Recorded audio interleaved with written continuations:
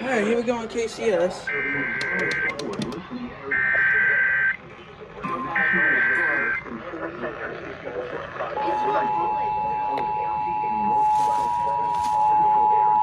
Or online anytime at We interrupt programming at the request of the National Weather Service to activate the North Texas Emergency Alert System. The National Weather Service has issued a flash flood warning for Dallas and Tarrant counties until 8 p.m. Doppler radar and automated rain gauges indicate thunderstorms producing heavier rain across Dallas and Tarrant counties. Between 1 to 2 inches of rain has already fallen. Additional rainfall amounts of 2 inches are possible. Flash flooding is ongoing or expected to begin shortly.